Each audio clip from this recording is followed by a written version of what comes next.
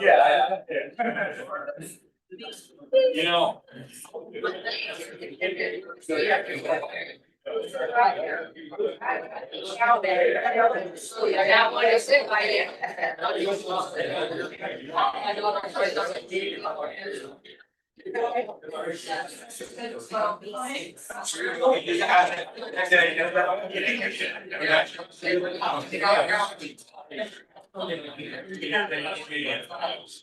Nobody else.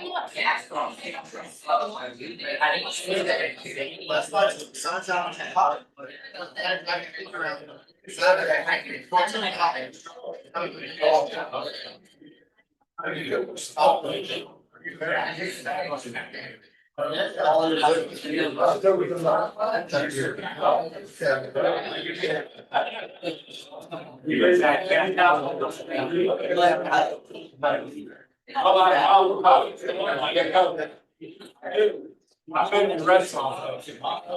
Everything's a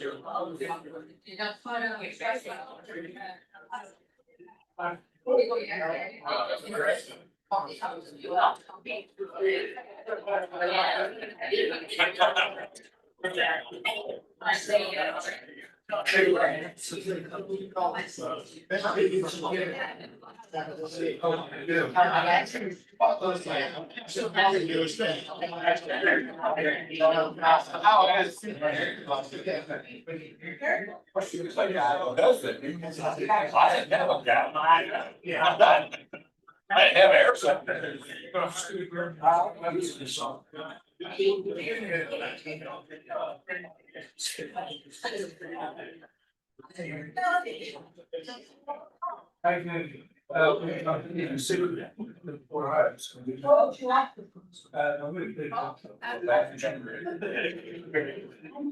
Well.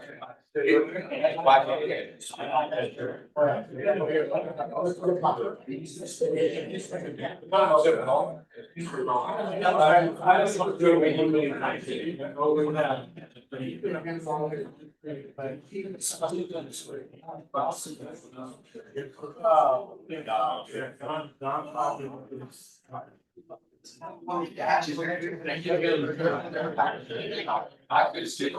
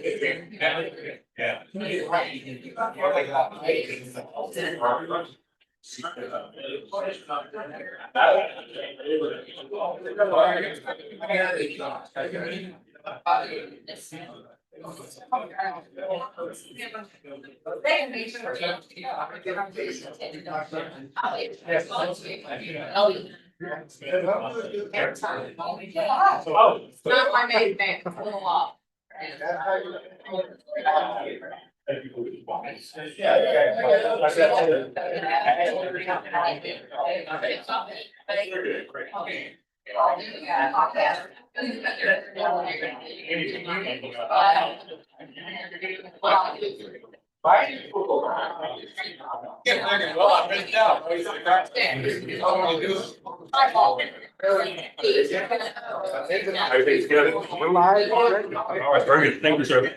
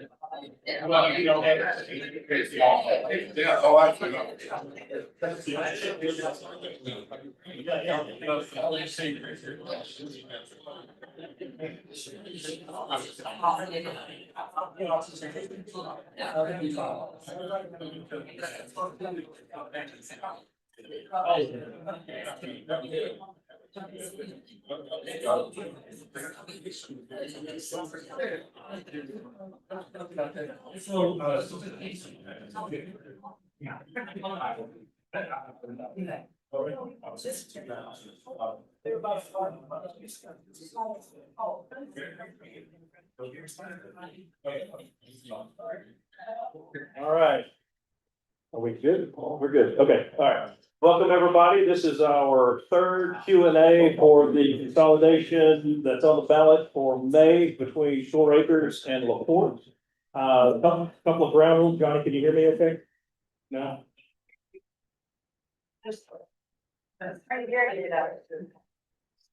Is that even better? Better? Okay, all right, great. So a couple of ground rules. We are not doing speeches this evening. We're not doing advocating. This is questions and answers, just like it was with our first one that we had at City Hall. So we've got a little different setup though. If you have a question, please line up over here. We'll answer all your questions. We're going to be here for at least 2 hours, but if the questions keep going, we will stay and get everybody's answers that you need.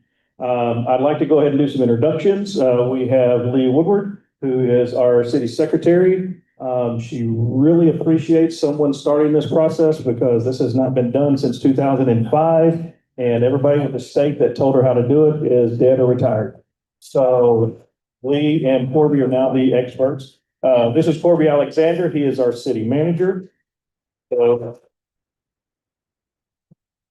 these two can give you yes and no answers. They will not give opinions. I will give you my opinion because I'm an elected official. In the back, we have Robbie McLaren. He is an elected official. He will give you his opinion tonight if asked. Brent McCauley is elected official. I'm sorry, Robbie, you're District 6, councilman for LaPorte.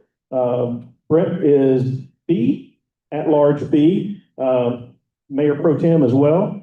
Next to him is Johnny Morales. He is the manager for our emergency operations. He's the one that keeps us safe.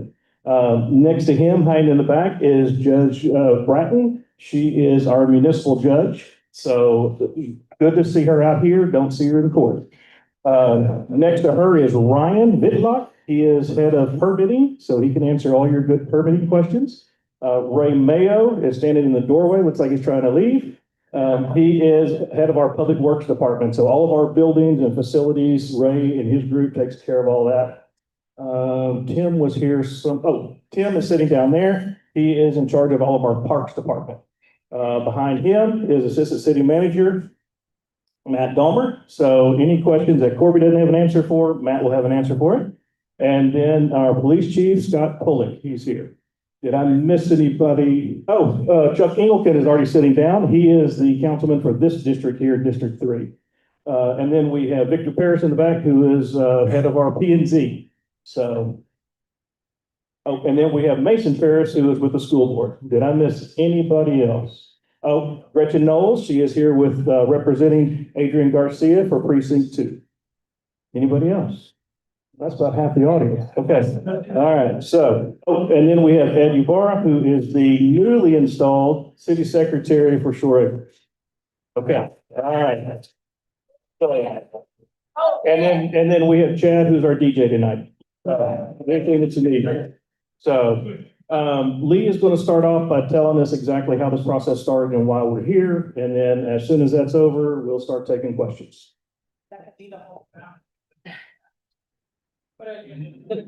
Here? Let me turn your channel up. Okay. So basically in state law, the process for consolidation is something that is promulgated by the members of the public. There is not a governmental body that can start a consolidation.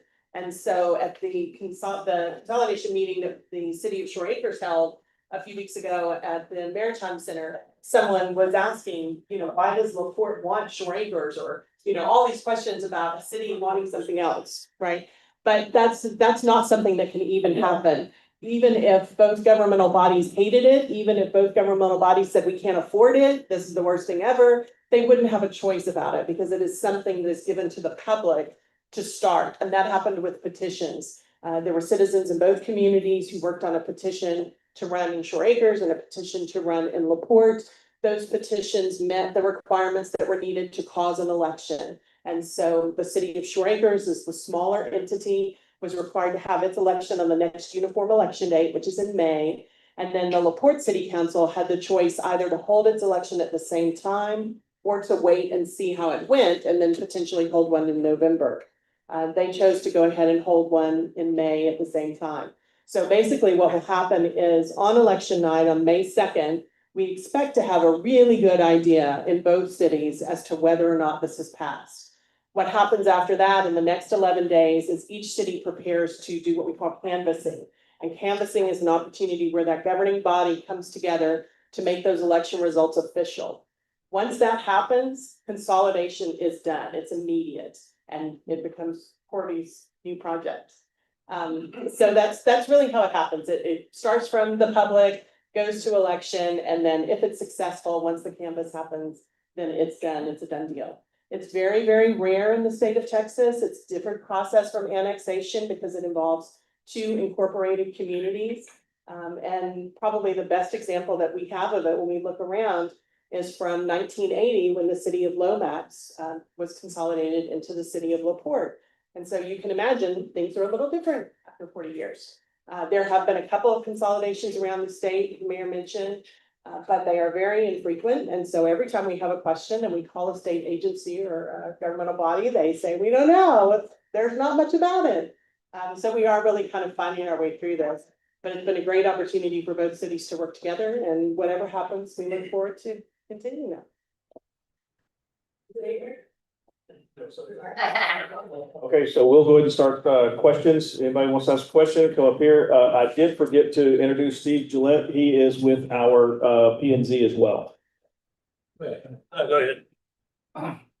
Hello, my name is Timothy Agline with Porte, have 25 years, my wife Catherine. One of the things, I have great neighbors in Porte, which we love it being here, and also in Shoreacres. Now it is. But what we love is that we run and walk every day, and I see a lot of people throughout the neighborhoods on both sides. One of my questions is basically this: I do mergers and acquisitions for hospital systems and health systems throughout the United States. I found out that there's $3.7 million of debt for the city of Shoreacres. My question is, when I get involved with mergers and acquisitions, we always have forensic audits done. That we look at the books of both companies, the acquiring company and the purchasing company. That leaves all outside parties that look at the financials to see if there's any other debts or liabilities that could be coming on board that we could be taking with the city of Shoreacres that we don't know about. So my concern is, why are we acquiring city with almost $4 million in debt when we could leave those liabilities with them and bring us back here and let them be responsible for that debt themselves? That's my question about the audit and about the debt and where we go from there. Thank you. Well, So the debt that he's referring to has to do with a loan that was taken out after Ike, and it was primarily to help the city restructure its roads and sewers and things like that. They needed over $15 million to make that work, but they only got $4 million, and that's where the debt is. All they've been able to do is pay that loan off. I think they make $250,000 a year. I understand what you're saying, Okay. but that's only 3.7 of the Yeah, okay. that we see. Oh, you just, debt wise? Okay. Yeah, that we see on the Okay, so- books, that if you do bookkeeping, you know, if a bookkeeper looks at it, that's different from a financial auditor that comes in and looks at the books without anybody being involved from both parties. It's an unbiased look at the books. So we don't know what their liabilities are, because we've had it in hospital systems or nursing homes, that when they acquire that, they find out later that, hey, the insurance or there's life insurance policies that are out there, that there are a lot of debt that people don't know they're getting involved in, or suits. So my concern is, without knowing what we're getting into, we could be in a lot of trouble where we're gonna have to pay higher tax rates. So that's what I'm bringing up to you all. Thank you for that. That's gonna be a little bit out of my jurisdiction as a city secretary, and I was just installed this past month, but I do know a little bit about it. But Corby has been talking to Troy for several months on this matter, and he's seen the numbers. The audits are out there, they're being completed, but he's seen all the financials since it. Well, am I on? Can you hear me? There we go. Okay, so gonna do my best to answer the question that was asked as succinctly as possible.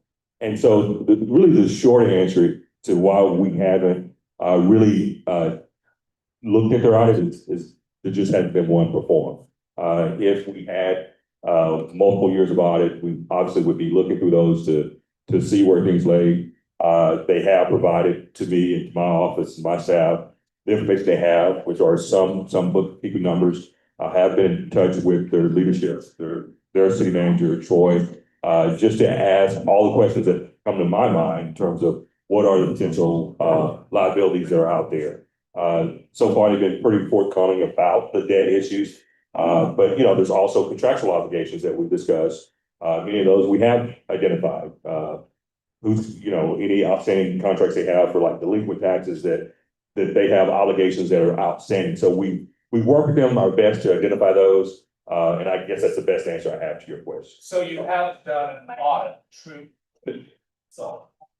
Point of order. I should skip. Yeah, just stay up here till we. Okay, so you haven't really done an outside audit. That is correct. Okay. That is And correct. that's my main concern is that we could be getting into a lot of problems, because like they say, there's free cheese in a mousetrap, so you don't know what you're gonna be getting here, okay, guys? That's all I'm bringing up to you all. Thank you.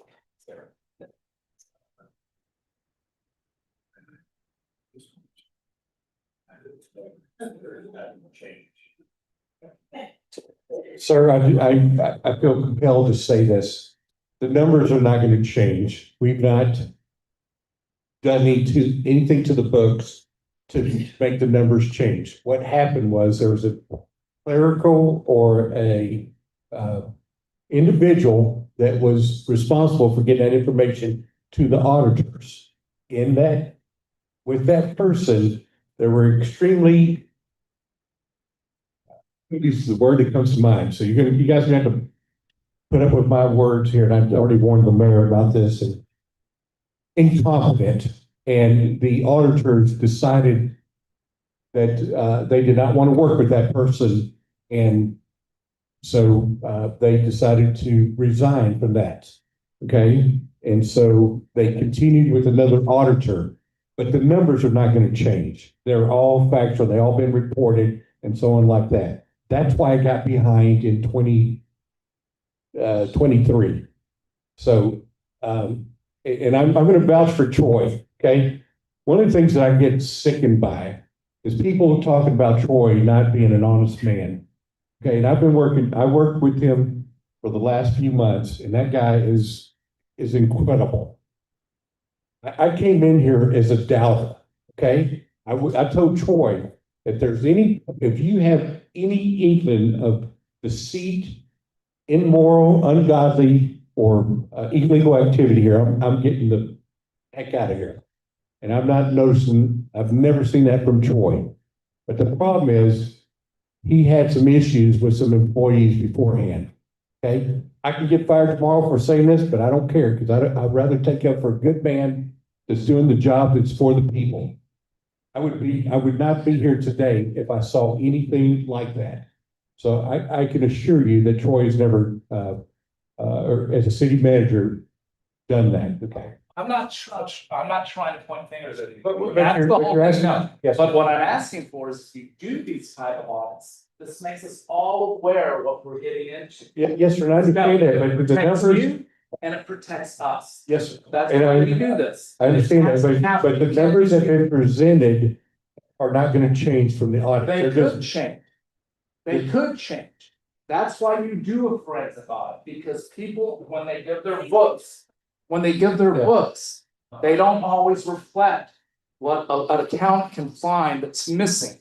And that helps us protect us from anything we're acquiring that we don't know what we're getting ourselves into. You're- And I'm not saying anything like. I just wanna make sure It that, just helps protect you yeah, and us. but I wanna make sure that Troy's character is not even that question. I'm not questioning anybody's character. I'm just saying this helps us all.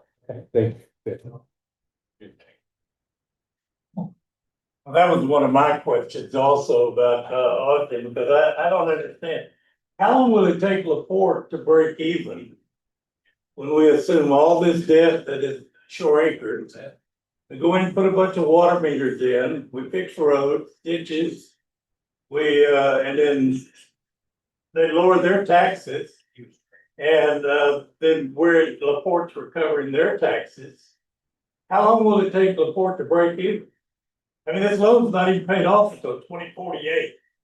So how long will it take us to break even without us having to assume the financial liabilities of Shoreacres? So I'll go ahead and start off with, everybody's got the little booklet here. You turn to the middle section there, you'll see the revenue that is projected based on the lower tax rate. Okay, so 1.8 is the annual revenue we're expected to get based on what we know about and the property values at the lower tax rate and any other services that we're taxing them on. The only thing that we're aware of that has to be fixed fairly quickly is their manhole covers. So that would be a project that we would start working on. But everything else can be feathered in with what we already have scheduled. There's only 2 roads that are in really, really bad shape that probably need to be fixed. One of those roads is having 12 new houses built on it. So you're not gonna fix that road before those houses are done, because what you fix is just gonna get torn up again. So it'll just be metered in with everything else that LaPorte's doing. And the reason I'm asking this is because I live on the other side of Shoreacres. It's LaPorte. Mhm. Everybody thinks it's someplace else, but it's LaPorte. But I live on the other side of Shoreacres, and we have not had our roads worked on, and we have not had our ditches dug in over 10 years. And they're stopped up in a lot of places, and no matter what we ask, we can't get that. But then all of a sudden, all this work is gonna go into Shoreacres. What about us down there in Shoreacres, the property in Shoreacres will not be prioritized over anybody that's already on the list. We have a list of work that needs to be done, and if you'll give me the addresses or the ditches that you're concerned about, we'll have somebody out there tomorrow to look at. They're all along North and South Shady Lane. All right, we'll have somebody out there tomorrow. You want us to meet you out there at a certain time? I'm out there today. All right, I'm retired. get so I'm out there with all me day. before you leave, and we'll make sure somebody's on site with you tomorrow. Okay, I'm Okay. sure Corey knows me because I write him emails all the time. He hears from me a lot. Yes, sir. Yes. Mr. Nixon? Yeah. Okay, all right. I will get with you before we leave tonight, and we'll have you with somebody tomorrow, and we'll go look at all that, All right. for sure.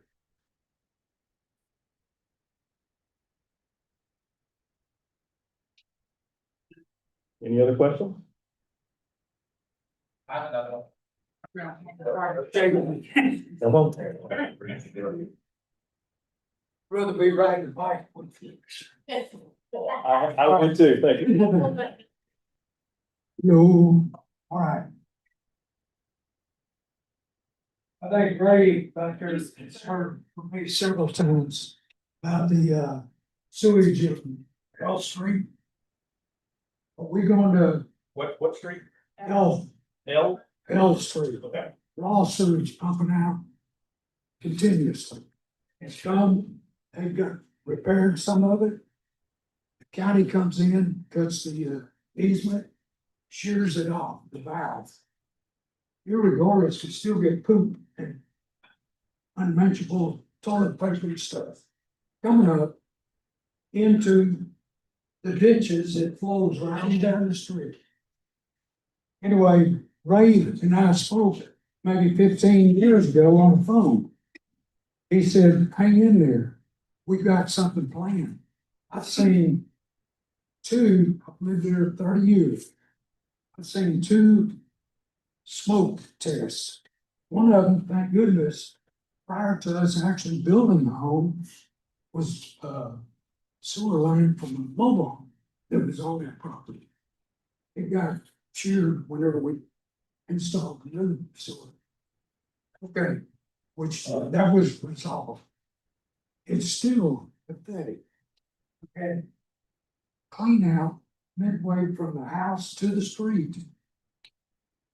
The aromatics of the pumps, 2 pumps sitting at the system out there. Vibrate the caps off. Poops in the middle of my yard. I have finally, in that sense, I just covered it up and hopefully it doesn't vibrate open again. This has happened numerous times. I do appreciate the fact that he put those 2 pumps in there as submersible pumps. They don't squeak like the other ones did. That's all I would say for this. I appreciate it. Thank you. Ray, you want to give an update on what we're doing in Lomax?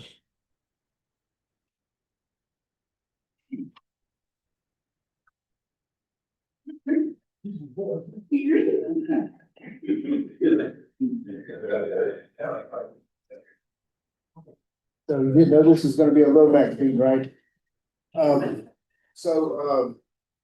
We're currently got, two phases of the Lomax consolidation project underway.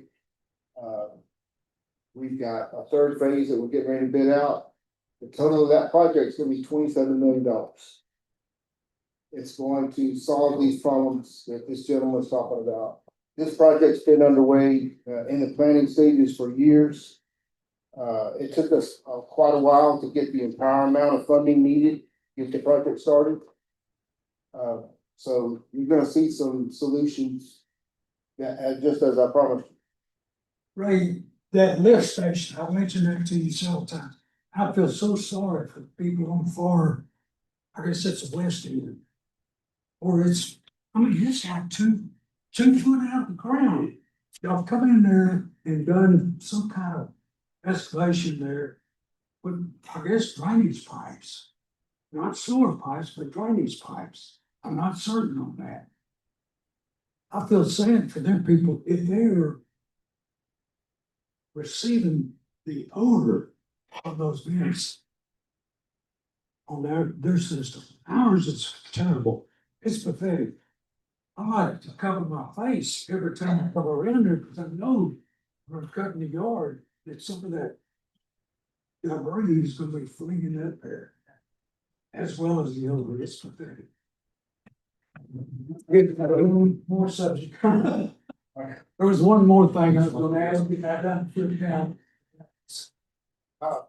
Please speak with me, and, I'd like to continue this conversation. Just you and me, and I've got plenty of information that I can give. I hope so. Does anybody else want to know anything else about the Lomax consolidation project?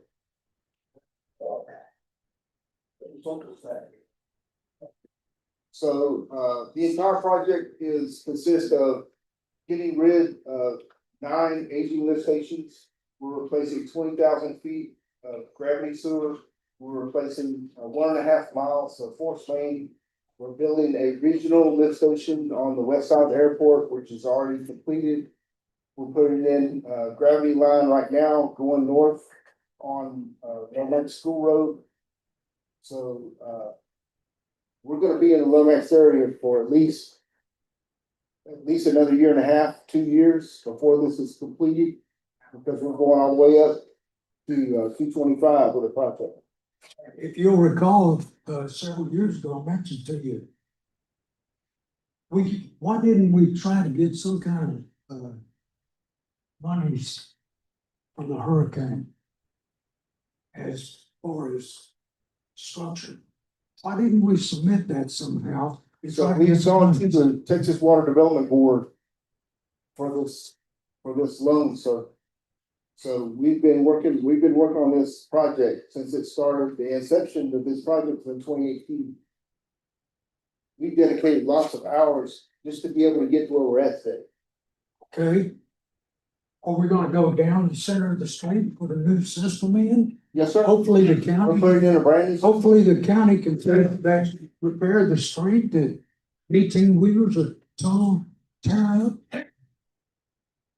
See, there you So go. there's some The county could pay for different the issues street. there. The county could pay for that street. I'll be glad to talk to you about those issues. sir. Yeah. I'm sorry.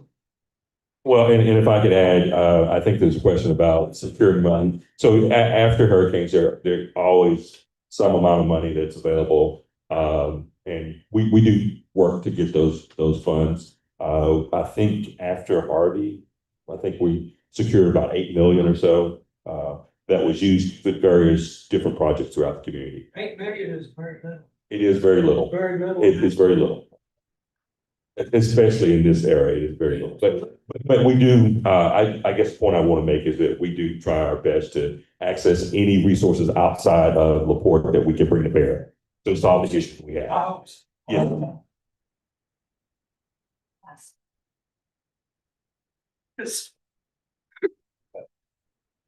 I tell you, I seen millions of dollars go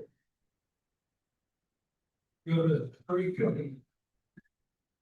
I'm Tammy Hynudson. I'm from Shoreacres, Texas. I am for the consolidation. I'd like to thank Laporte for all your continued work, the battles, the digging through the trenches, trying to make this happen. I do want to let, it's really not a question for y'all, but anyway. I do want to know or let the citizens of Laporte know, we pay our own bills, we pay our debts. We do pay for, to utilize the police department, and we do pay for the ambulance. We do not have a savings account per se, right? We do have a loan that is paid on time, but we do not have any kind of an emergency fund savings account if something were to happen. We've been living like we're living for a long time now. It's not that we're coming to y'all to get everything fixed and be an oasis. We are already an oasis. We're not any better than Laporte people, citizens. We spend our money in Laporte every single day, whether it be Burger King. I spend $300 a day, no, a week. Well, don't tell my husband, but anyway. I get my nails done. That's $125, and it is in Laporte. I get a boutique over on the main street. Well, there's 2 or 3 boutiques, and I spend my tax paying money there, or spend my money there. I do not gain anything living in Shoreacres for this money. I spend $400 a week at El Ranchero for my company to go into Deer Park. So my point being said is that we don't get any of that. I don't say El Ranchero, send my taxes to Shoreacres, right? So we want to be a part of y'all. We want to be a part of Laporte, a great thing. We want us to not be different. Troy made a comment before, some of you weren't, we should put a toll road in there for the police department to go to the 2 streets over to Laporte. So we're in between Laporte and Laporte. So let's make one. And we do have Laporte, Shoreacres citizens that want to fight it because they've been there a lot of years. We have a lady here that's been there 40 years and is ready to see the change and ready to give back to y'all. So just so you know, am I correct in saying that we do pay our bills from what you can see and take care of the loan and the debt? So we're bringing things to the table. We're just not coming here saying we're broke down people and we need help. Right, Ed? Do we pay our bills? Ed is very terrified of me, just so y'all know. Ed's very terrified of me, but go ahead. That is true. For both questions, actually, or a statement and the question, yeah. We are paying our bills. We've been doing that for some time. We are everybody recognizes that we are not going to be able to balance the budget this next year without some tax increases, property tax increase. We got through this past year and we're barely making it this year. We're afloat, but we're going to be going through some reserves here pretty soon because there's been several issues that just popped up. So you're talking about your roadway and your sewer. We have a big issue right now in Shoreacres, and that's going to cost some money. That was never from that our was put in reserves. Yeah, Don't went act in like we gotta have the the budget big problem. last year.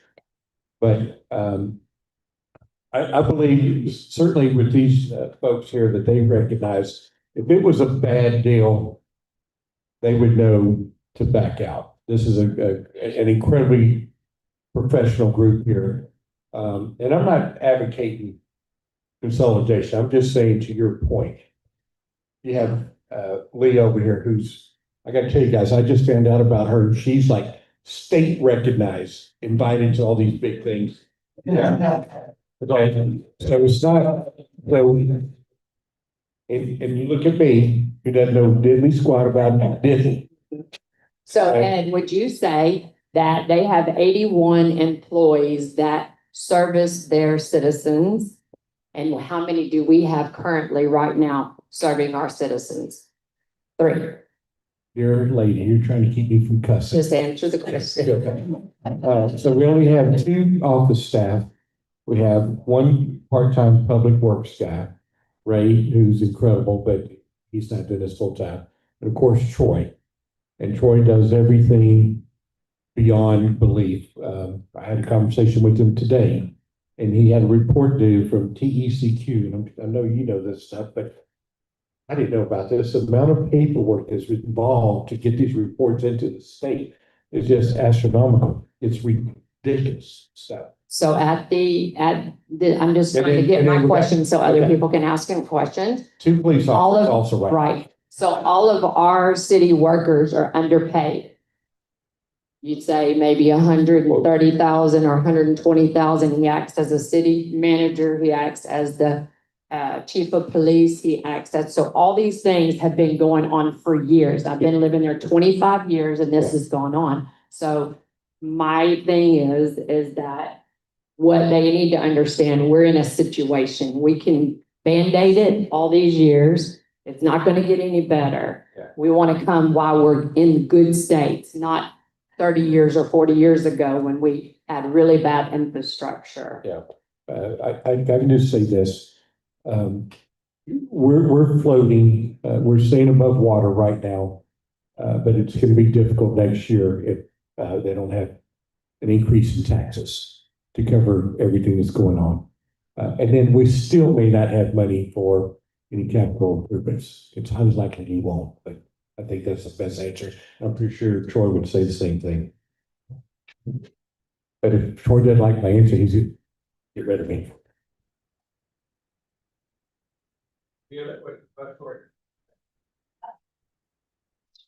Well, I just, what she was saying and what you were saying just brought up something else to me is I'm wondering if you've got big sewer problems, which I know. Please speak right in the microphone. Okay, well, I know that y'all have sewer problems there because I live over on North Shady Lane and I come right down Shoreacres all the time and there's always somebody out there working on the sewer. And, so then we're gonna take over that sewer problem and pay for it? After y'all got $3 million or $4 million in loans to fix your sewer and water, now LaPorte's gonna take it over and pay for it. Okay, let me get this correct. It was noted through a study that we needed over 15 million to fix the sewer. We only got 4 million. And so there was some work done. And that structure underneath the roadways and the sewer is 40 plus years old. I think it may be even 60. And it's old cast iron material. Yeah. Okay, so some of those have not been replaced. So some of the roads that you're seeing maybe on that end were not rebuilt or affected by that money. Okay, so they were honestly, because I watched them. They ran pipe all the way down to Shoreacres. Okay, well, then that may be the section that got fixed, but there's a lot. Where they're still working on it though. But, yeah, okay, I will tell you this today. Troy and I had a conversation and we have a lift station pump that went out, got struck by lightning. It went out 2 weeks later because of some item in the pump that did not grind up. He said it was a blanket or some sort of heavy material that the pump did not grind up. That went out again. So we're not only talking about the original pump that they paid for, we're paying for a second one. And then they discovered something else was wrong in the well, or whatever you call it, the lift station in the wet well, that they're needing to cover it up with something. And the piping that I had a picture from Troy, that piping looked like it was in the 100-year-old ship underneath water for 100 years, and it was that messed up. So not everything got fixed. The money was spent for what was necessary at that time. I We're still waiting, understand that. it's still a lot of stuff that's aged. What you're saying to me though, makes me even more worried about it. And the fact that you're saying you needed 15 million and you only got 4. Yes, sir. That means there's another 11 million that apparently Laporte's gonna have to pay. It's possible, but we've been fixing as much, but one of the things that Troy has been doing, if consolidation comes through, he's still been acting as if this city is going to be operational in May. Okay, that's how he's been treated. He's not gonna stop doing what he's been doing. He's been fixing these projects every day as they come up. And he doesn't want to hand over anything that's gonna be problematic to the port if that day comes. So all those, that was back in I believe it was 2018 when that survey came about. So I don't know exactly the numbers and what he's done since then throughout the city. Troy's encyclopedia of all those things. He knows all the roads, every manhole, everything that goes on there. I'm not there. So I'm just repeating some of the things that I've learned from him. Well, they ran the pipe all the way down Shoreacres, right in the middle of the divider there. They were digging holes and running pipe Yeah. all last year, working on Yes. that. And then they're working on it again. Matter of fact, they were working on it yesterday. The sewer right there in the same Right. place, right next to the bio. All I can tell you, sir, is that, I know that Troy has relayed this information to Corby and the city, and they're not fearful of what they're going to encounter in the future. It's not going to be, you're not going to receive a $12 million bill when if Shoreacres consolidates with Laporte, okay? I can trust that these folks here are much more astute and professional and going to protect the taxpayers. I noticed that you guys have not had your rates increased since 2021. Is that longer than that? Okay. Long time. And I doubt this is going to change anything with your lifestyle and your property taxes. We're gonna, if Shoreacres becomes part of Laporte, we will be able to contribute our share. I was also wondering, this is for Laporte. Y'all ran, all the way down, 146 sidewalks on the east side with streetlights and everything. You stopped right at Shoreacres. And you ignored the 2 streets down there that were still Laporte on the other side of Shoreacres, and nobody put any sidewalks down there lights. Let's go to Shoreacres. So, you know, I mean, we've been kind of left in the dark down there at the other end of Laporte. You know, and now everybody's worried about Shoreacres. You know, I think we need to worry more about Laporte right now than Shoreacres. When did you move to the port? Move it? 30 years ago, I moved here. 35 years ago, matter of fact. I've lived in the port for 60. I've been here 35 years. And well, Excuse me, I'm sorry. Can I do a little housekeeping, just, if you have comments, we are streaming this and making it available for other folks who couldn't be with us tonight. So we have to insist on using the mic, because if we don't use the mic, then they may not be able to hear. So please, if you've got comments, please make sure you use the mic so that the whole world can, as they stream this tonight and tomorrow and the days to come, they will hear what you have to say. So as relates to the sidewalk, yeah, I mean, that was the extent of the project. We went down that far, and I think that was in 2 phases that the sidewalk extended as far as it has extended. I don't have a reason for why. I'm assuming that's the question, is why didn't we go farther? I'm assuming, is that the question that you're asking? I mean, my question is, yeah, why didn't you go down the other rest of the report? It just wasn't the project at the time. And that's not to say that we shouldn't or won't, you know what I mean? So we're always looking for ways to add new amenities, and it's entirely possible that we may extend the sidewalk further south. Yes, ma'am. I've lived in the port all these years. And when I well, not actually in LaPorte, because we moved into Bayside Terrace, which was not part of LaPorte. We came to them as Bay Mud, asking that we be taken in. And they did take us in, but Bay Mud included, Bayside Terrace, Pine Bluff, Shady River, and Shady Oaks, and the one on the other side of the yacht club. Bay Colony. Bay Colony, yes. And so that's how a lot of this happened, because they were gracious enough to accept us and take us as Bay Mud when the state suddenly decided we had to get rid of our water pump because nobody was allowed to withdraw water anymore. And so that's how we came to be in the port. And there's always got lots of problems, but the port's been really good to us, and I think they'll be good to you. And they're not gonna spend all their time belly aching about things. They're gonna take care of you. LaPorte has, in my mind, been a really great city. And I'm happy to be here. I believe we are probably an exception to many, many small cities. We have lots of services that a lot of them don't have, and I just appreciate it. Thank you for your comments.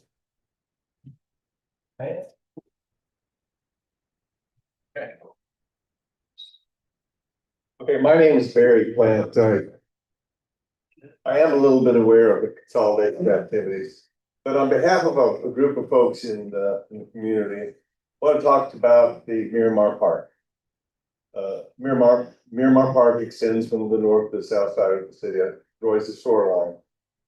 I actually live on Miramar Park, and one of the concerns is the possibility of a concrete jungle being put in on the shoreline, basically damaging the view of the folks that live on Miramar.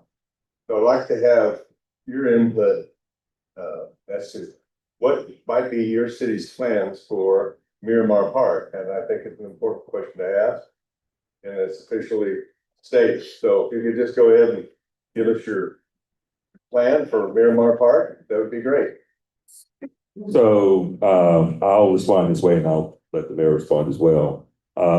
If consolidation is to take place, there is no plan to fundamentally alter any parks that we would acquire. So the way Miramar Park looks and feels today is the way I would anticipate it looks and feels for many, many years to come. Yes. Your park, state parks, from here stays your pier. We honor the contracts, and the parks that are labeled parks, they stay parks.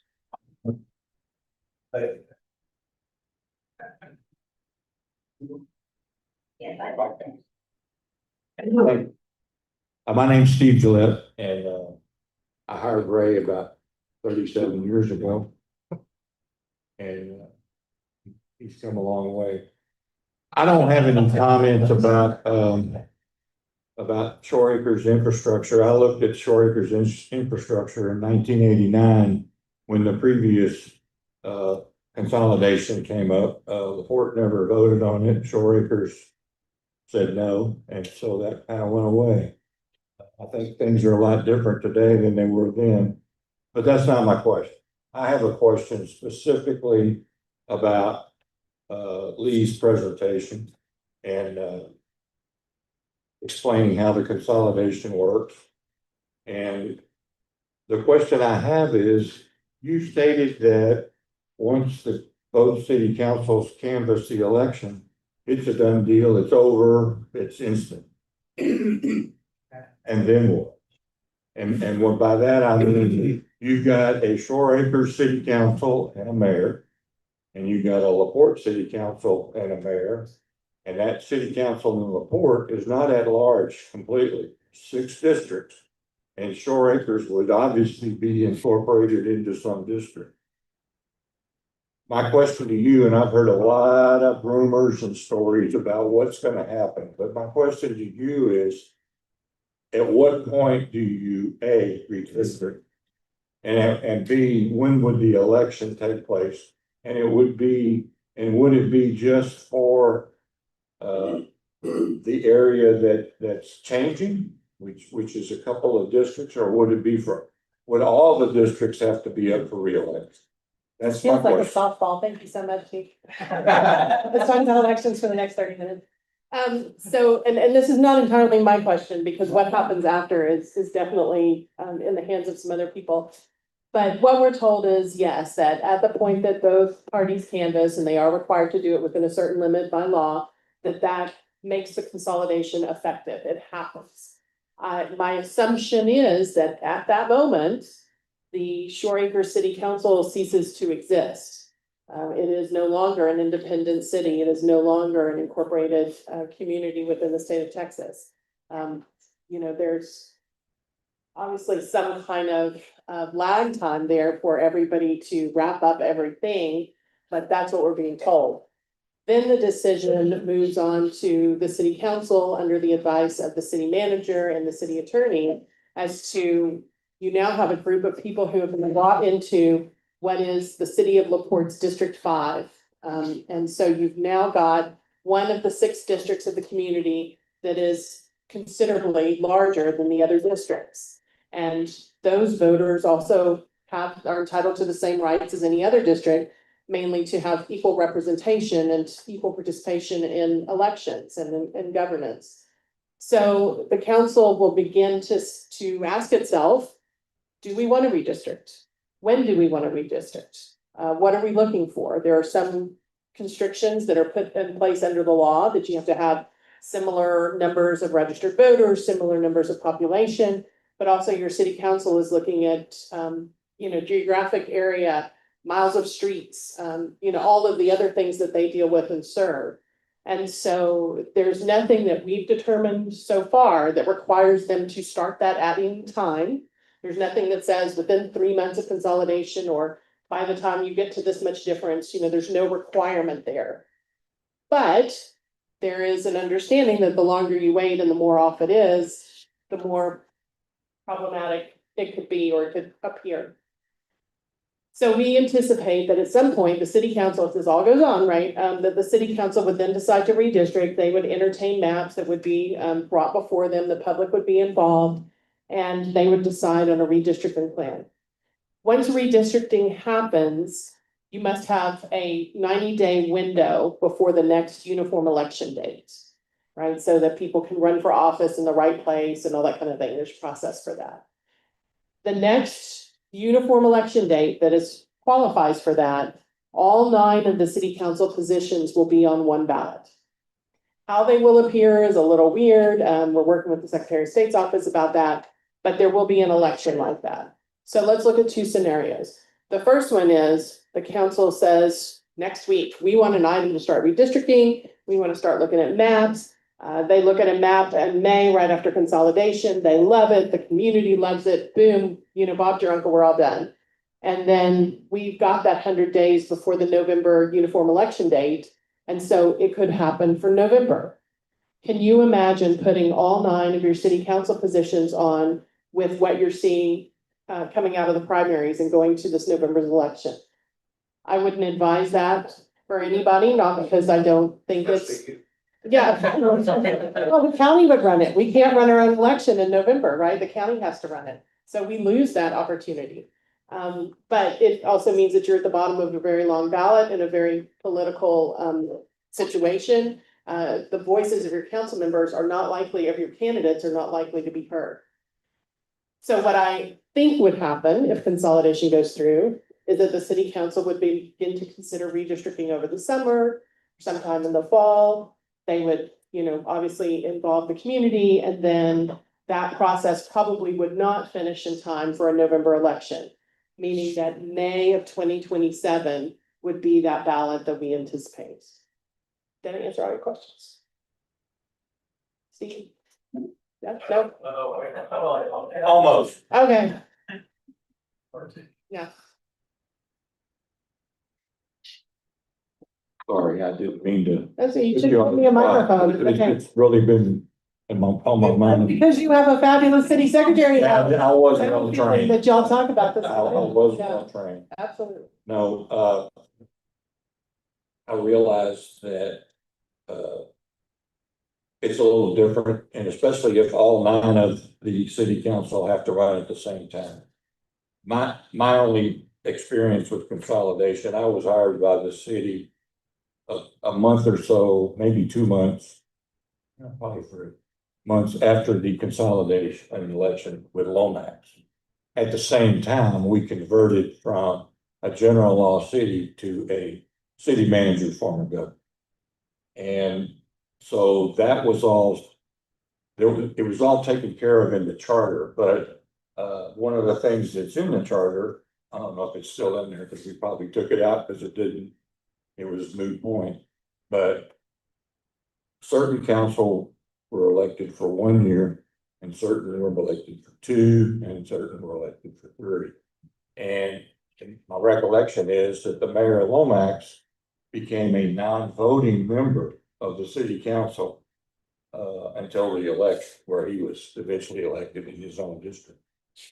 So is that what you're envisioning, or are we gonna have to have a charter change to incorporate that into that? Or is that something that the city council, if the election goes positive in both cities, is that something that the LaPorte City Council can determine on their own? So it's another great set of questions, and I'm glad that you mentioned the charter. Because that does mean that election, what we have now, what we envision is when that election happens, that those positions will continue as they are. For example, in 2027, the mayor is an at-large position and there are 2 district positions. This is every year. There's one of the at-larges and 2 districts. They would be up on their normal 3-year cycle, those 3 positions.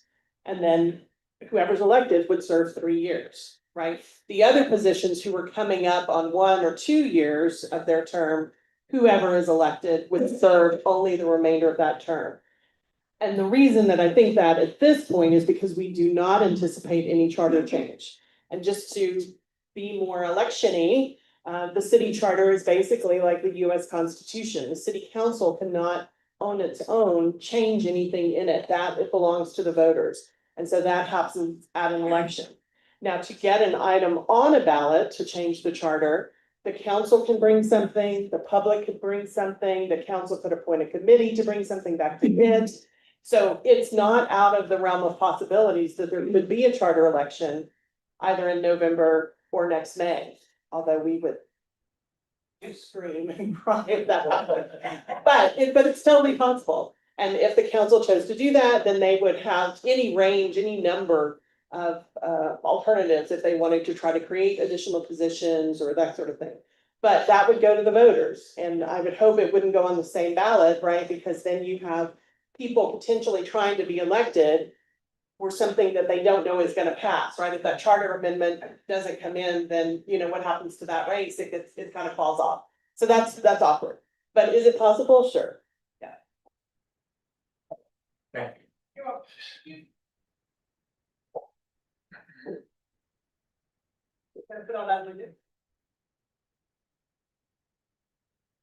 Nathan Bennett, future hopeful LaPorte resident.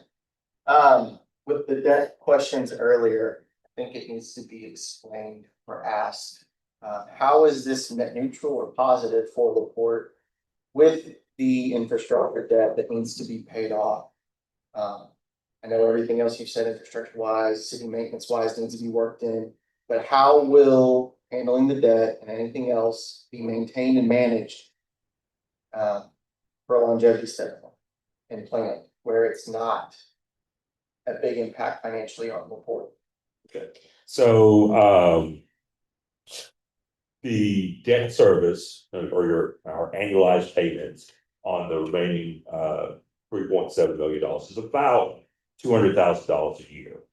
And so at this point, we would anticipate that we would, service the debt each year as it's currently amortized. And so it would just be a matter of taking in tax receipts. Obviously, if consolidation happens, there's a little more, we outline it here what the additional revenue would be. That debt service of approximately $200,000. It fluctuates from year to year. would have to be serviced out of available resources, some of which would be from additional taxation that would come from shore acres. Does that make sense? Okay. So in addition to that, with the projected numbers of 1.8 million being brought in from property tax and other incomes of the city, has been looked at, compared side by side annually of what estimated things that shore acres would cost and the debt service and everything else. Is it still a positive income for the port? Or how has that been working with the budget? Yeah, so we're actually come back out again this Saturday. We'll be having our budget retreat where we'll be talking about some of those things because there are some additional resources that we'll have to navigate and figure out exactly what's going to be needed. So the short answer is I can't give you a succinct, hey, it's going to cost us X and it's going to generate X just yet. I guess the question was just, has it been seen or somewhat loosely determined if it is a positive or neutral gain for LaPorte, where it's not going to be negative as well? Because that's the question that's been asked to me, is how is it going to be not negative for LaPorte residents? Well, so I'm not trying to be evasive, but I'm gonna tell you why that's a difficult question to ask and answer. Let's take, for instance, infrastructure needs and that will eventually consolidation happens will become our responsibility. But they're not necessarily our responsibility all day one. And so one of the goals I think we have for the city, certainly I feel like for myself, is that whatever needs that have to be met are met with no additional increase to the tax rate. And so we feel pretty confident that we will be able to do that. But over time, I really don't think anybody has a crystal ball to understand what all the costs are, or conversely, it's possible that the values in shore acres shoot up to the roof. We're looking back over past performance to predict future outcomes. But we feel like based on what we have a situation that we will meet our obligations. I don't know if that really succinctly answers.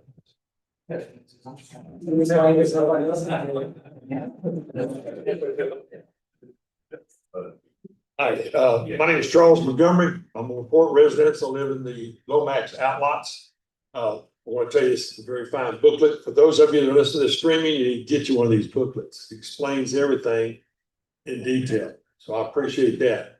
What I'd like to ask is from a comparable standpoint, 46 years ago, LaPorte and Lomax voted to consolidate. There's 1,200 acres or so that was Lomax, and it was underserved, underserviced, and underdeveloped in a lot of ways. They had to have brought some sort of a financial burden to the city of LaPorte, but the city of LaPorte overcame that. Just like they'll be able to overcome this. So if the consolidation does not pass, and there's a chance that the county, Shoreacres could become a ward of the county, that's not beneficial for those of us in LaPorte. Anybody here from Bay Cliff? So it'd be like having Bay Cliff next door to Think about it. I don't think it's gonna come with the Gil Hoolies. All right, so anyway, I want to tell you, I appreciate the information here, and I'd like you to, if any of you do have background on Lomax consolidation, besides Mr. Gillette back here. The city didn't go out of business because it took in Lomax. Thank you. Thank you. Getting bent through political inflation again. Can you hear me? Okay. So I do want to say that all of the questions in the brochure are on the city website. If you go to laportetx.gov/elections, that page has a section, it has sections on the main election, it has a section for the consolidation. When you open that up, all those questions from our first town hall, from the one that was in Shoreacres, and then after a few days, all of tonight's questions, will be on there as well. So all that information is there, and then we update the brochure between each meeting. There will be another meeting in April, on April 9th, thank you. Over at Jenny Riley at 6:30, so you're welcome there, but you have to sit in the front row. But all those questions as well will be compiled there, so it's available all the time to everybody. We have extra ones. Thank you so much to the mayor for stapling and folding those. He shouldn't have to do that, but he's wonderful to do it. Ray, you're standing in front of the books if you want to hold some up in a like a Vanna style, please. Beautiful. But never fear, all those questions are available all the time on the website.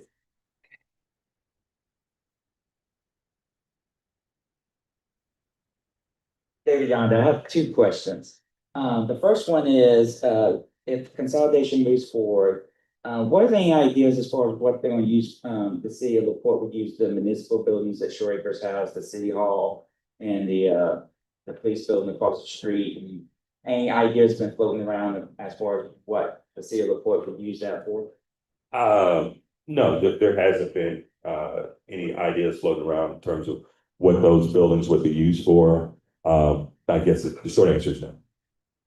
But I did talk to Tim earlier and said it would be a fantastic senior center. So since we already have this one and the one on Broadway, we could have another one down there. So it's wide open. We have no idea. So we'd definitely take public input on that. Okay.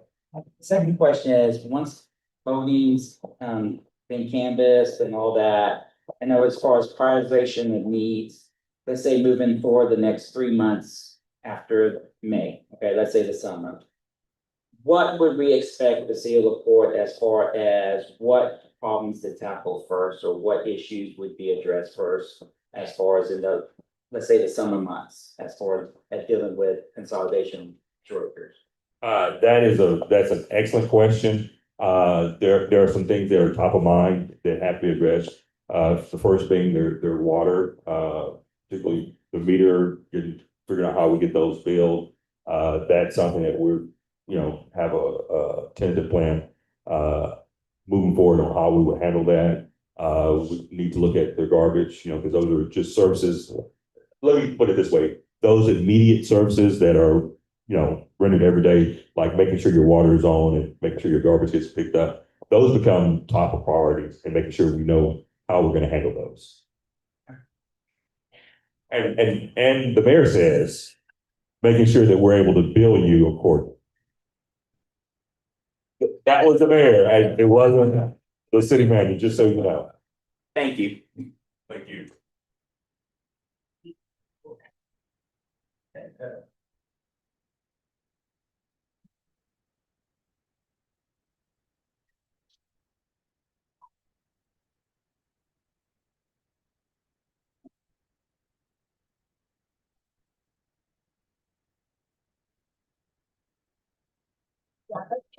Not at all. I'm Cindy Longren. I live in LaPorte. We have had catastrophic events, like you said, like you started, messed up the whole system. Should there be something catastrophic happen between now and May in this vote, will y'all let us know that something has happened that has thrown the numbers way out into left field? You have a wonderful phone system that you say there's a gas leak. So if something like that happens, will you notify us, or will it just be rumors again? We've heard a lot of rumors. Well, one of the things, don't get on Facebook if you want to find out anything. It's called the office, and we will tell you what's going on. I don't have a problem telling the truth or telling you exactly what's happening. But yes, if there's anything catastrophic that would occur in Shoreacres right now, we would have to, depending on the severity of that event, we would have to tap into our reserves to make things happen. But if it was a like situation. Or even Harvey. Yes, ma'am. I don't have an answer for that one, because the money would not be there for something that big in our city. And we recognize that, and that's why, Troy's has been preparing for something like that. But again, the money would not be there to help the citizens out if we had something that big. But, transparency is something that we agree and respect in our city. It's just that people don't take the time to find out. They'd rather go look on Facebook for the information. Okay, call me anytime at the office and I'll give you the exact straight facts of what's necessary. And I'll be what you want to hear, but it's gonna be what's true. We want to Yeah. hear. Yes, ma'am. One more question. Yes, ma'am. My neighbor that lives in Shoreacres wants to know, or if they voted in, do they get to keep Shoreacres' name like Lomax does? They'll be Laporte, I but don't think Google's gonna change the designation on their maps unless the board tells them to. So, but I doubt that's gonna happen. But one of the things that's been said before is that Shore Acres is a community, it's just like a subdivision there. And the folks are all great folks there. And I love being a part of that. One of the few people, there's only a few people that, Troy doesn't live there, but I live there, so I make sure that when folks call up there, they feel like they're talking to their neighbors and stuff like that. And that's what it's all about. It's about the neighborhood, it's about the community feel, it's about being the neighbor who takes care of another neighbor or an elderly person there. That's what makes the neighborhood. Okay. And I think that'll continue. And can I say something real quick? Because I gotta, if I don't get this chance, it's on my heart right now. I'm deeply honored to be up here with this group, this panel here. These are amazing folks here. Lee, what she's done, and I had a chance to visit with Corby last year sometime, and I'm extremely impressed with this man who took the time to speak with me for an hour and a half, and I see how busy he is. And then I've known Rick for a little bit, I'm sorry, Mr. Mayor, but I knew before he was even the mayor, the type of gentleman that he was and the type of person he was. He addressed me very professional, personal and stuff like that. So again, I feel deeply honored to be up here with this caliber of a group. And I'm just a simple person, just loves doing things for the community. So I don't think that's going to change about Shore Acres. If consolidation happens, we're just going to be in some great hands. Not to put Troy that he's not capable and everything, but it's a different caliber group of people here that I'm talking to and being up here with. So. I have to agree, because everything that I've seen tonight, I was told from the first meeting, go listen to these questions and answers. They are smart people and they have good answers. And this publication is wonderful. So I do think you people have done a great job. Well, I thought about putting this flyer together and everything, but they stole the idea from me. Oh, This, they're a little bit quicker than I am, so slow drawing them. This is not a response to a question, but just to elaborate on the handouts. They are fantastic. I think we should copyright them and whatever. But all thanks to Lee. She spearheaded this, and if I didn't have her answer quick enough, she hounded me night and day until I got her the answer. It's the main idea. Oh, I'm sorry. And it looks beautiful in this form, thanks to Caleb Baez and the marketing special events department, so. Credit where it's due. And I will say, also, as we're talking about Corby and his fabulousness, he has been named Public Official of the Year by U of H and will be honored on Friday. The bomb.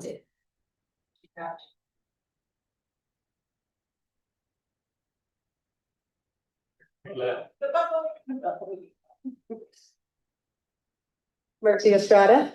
I want to clear up a couple things. You were talking about things going on in social media. So I wanted to clear up a couple things that have been stated. Chief, could I ask you a couple questions? You had stated in our first town hall about you had a map, you showed the districts, that there's 3 districts, 4 police department and all that. And one of the comments that you had made is that you can have anywhere from 4 to 7 plus supervisors. People have run with the fact that LaPorte only has 4 police officers in the whole city. Can you elaborate on that, please? That's not entirely true. So, we have 82 officers in the city. approximately 39 of those officers are assigned to patrol, and that's minus our DOT and traffic division. That could be another 10 officers right there.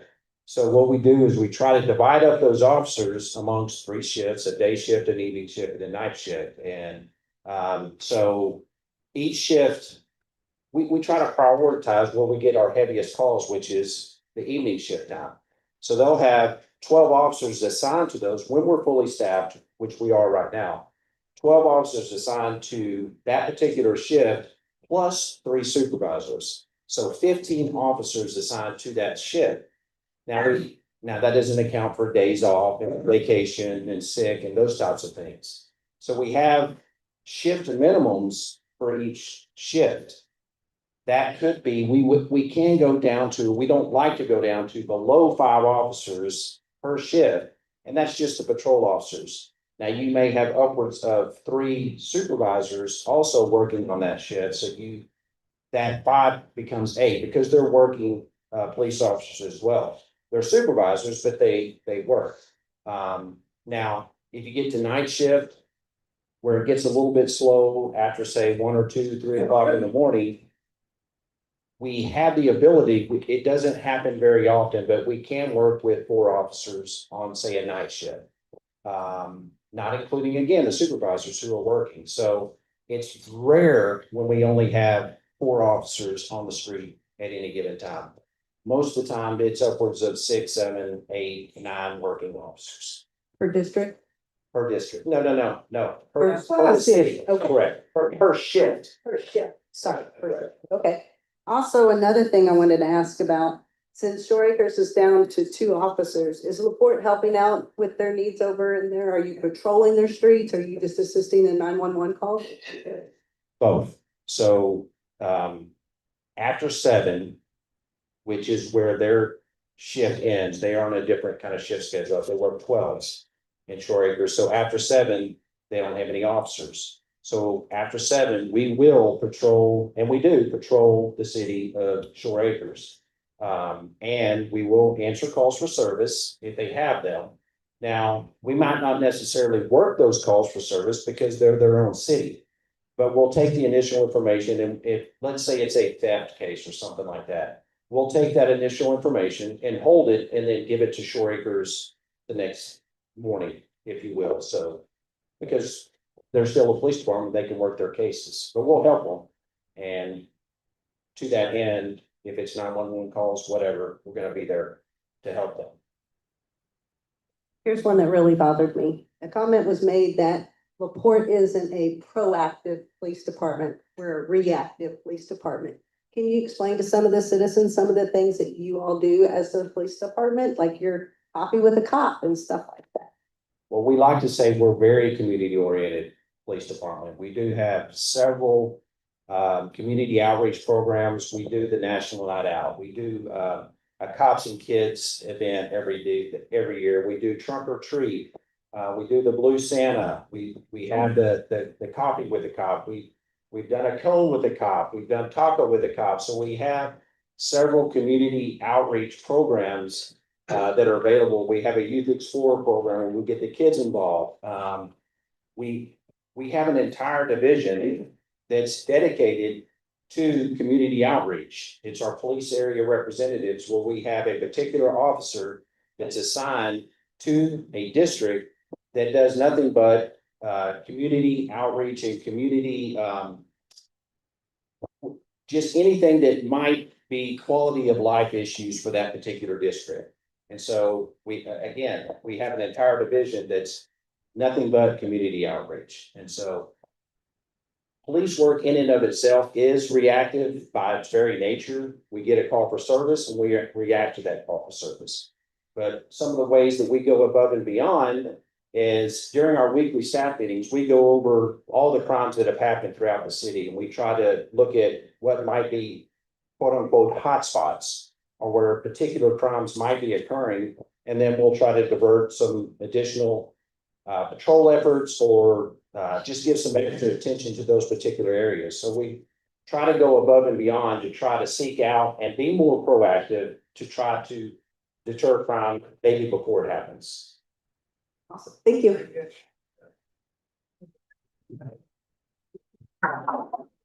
Sorry, I got a couple more. Unless somebody else needs to get up here. No, for you, Did Courtney. you want to tell us about your new award that y'all just won as well? Oh, yes. Yeah, I will brag on the police department a little bit. So the award that it's, I guess it's an award. We are a accredited agency by the Texas Police Chiefs Association. It's a best practices award. So they have a series of best practices that are attributed to what you do as a police department. And it really just means that you're going above and beyond and doing meeting a high standard for a police agency. We've been accredited since 2009, and every 4 years, they'll send assessors to the police department and go over those best practices to make sure that you're still adhering to all those best practices. There's only, I think, 220 agencies in the state of Texas that are accredited. And there's over 2,700 agencies in the state.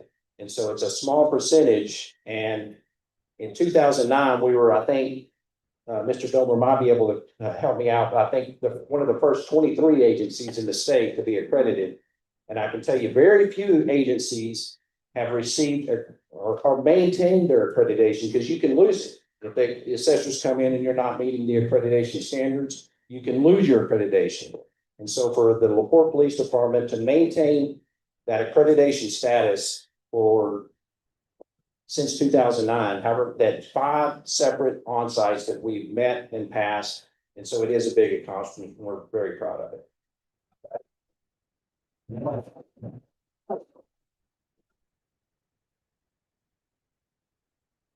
Corby. Yes, sir. Yes, sir. So some of the things that have come up that a lot of people were worried about zoning, for example, can you explain to them the process on zoning?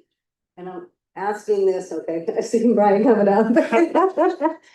Some people are concerned about their properties being zoned either commercial or getting rezoned to commercial and stuff like that. And so, like else?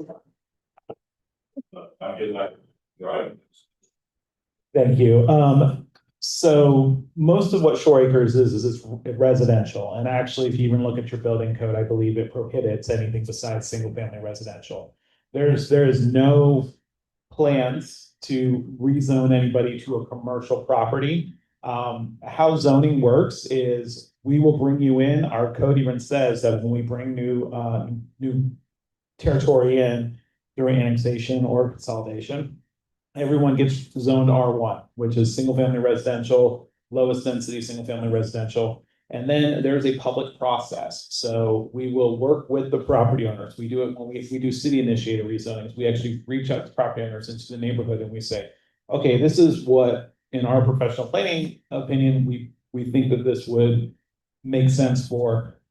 What do you all feel about it? We hold those public meetings. We then we send notices out. It's a public hearing before Planning and Zoning Commission and a public hearing before City Council. So anybody will, if your property is going to be rezoned, you will know about it and your neighbors will know about it. This is not something that we do in a back room. It's a very transparent and public process. Sorry. Even quicker than I expected. So you talked a little bit earlier about how you all do your things in the budget. Can you explain to the people how you all look at the ratings for the streets and what streets take priority when it comes to repair? Absolutely. So, and I'm a probably tag Ray in just a moment, but periodically we do a paving assessment of our roads in the city of LaPorte. And those are graded best to worst. And so our intention is always to attack those that rate the poorest and deal with those first and then work our way up the list from there in terms of how they're rated. But there's an objective measure that rates the streets so we know which ones to tackle first. Is ready to add in on it? Good answer. Thank you. It's the works where it is. One of the things that I've heard concerns about is that Shoreacres currently has recycling, but LaPorte doesn't offer curbside recycling. you did a great explanation of this when I went to the coffee with the mayor. And so I was hoping you can explain to the citizens of Shoreacres why we don't have that in LaPorte. All right, so here's what I hope I said. That on at least two occasions that I can recall, we had an opportunity to survey LaPorte residents and specifically ask, what are your thoughts about curbside recycling? And one, and two, would you be willing to pay an additional fee on your garbage bill to fund curbside recycling? Overwhelmingly, each time we've asked, LaPorte residents have said no. We're just fine using the center that we have. And so those who want to recycle just gather up their things and they bring them to us, and then we make sure it's handled properly. But it seems to be a way that those who want us to recycle can recycle, and without us adding an additional fee onto your utility bill. You want to throw a plug in about our upcoming open house at the recycling? Absolutely, absolutely. I think we have an open house coming up at the recycling center, April the 18th. It's on our website. Please refer to our website. All of our events are there. Our Facebook says that. Johnny's looking it up, I can tell. So we'll have that information here for you very shortly. But it really is. I mean, it's incredibly easy. My wife uses a recycling center, and it is very easy to get in and out of. So it's nothing to be, I think we do a good job. 18th.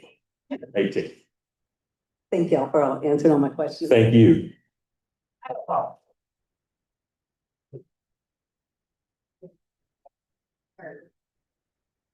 Hi, I'm Sarah Hinton, with the report. I have a quick follow-up to Mercy's points about the curbside recycling. And Ed, this isn't to put you on the spot, but if you happen to know from the top of your head, be really interested to find out the information. Because in my research, I have found that one of the top problems with curbside recycling is that it isn't tracked. It isn't sorted properly. It isn't actually recycled. It often is just a feel-good kind of moment, and it ends up in the landfill with everything else. And so what I'm curious about is if there has been any kind of study or questions asked or anything about the Shoreacres recycling, because I can honestly tell you, I have followed them down the feeder road. They had a recycling bin in the back of their pickup truck. There was stuff flying out all over the place. And if I didn't have somewhere to be, I was half tempted to follow them to the landfill. I know you would do that too. So I don't have an answer for you, but I can find out tomorrow to see what they do with the recycling pickup on Thursdays. And see where it's going to. Okay. One way or the other, it's just an interesting. Yes, I'll find out. Yeah. I've not tracked that, but you're not the only one that's asked that recently. By the way, on that subject, I worked for a company that's over on 225 for many years. My branch was in Lee City. Kid you not, a year before I retired or quit, actually.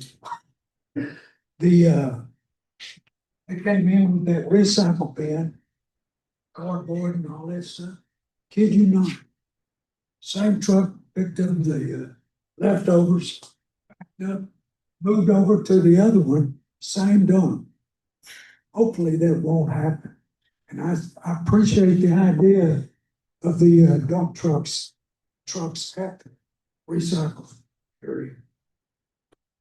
Most of the people fill up the bins instead of taking advantage of that truck over there.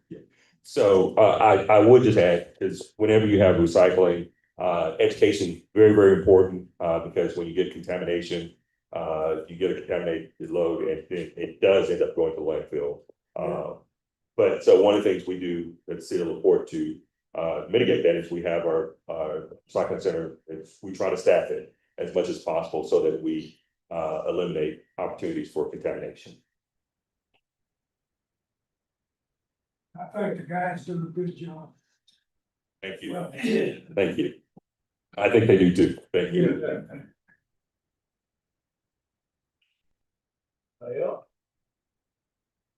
Thank y'all. Thank you.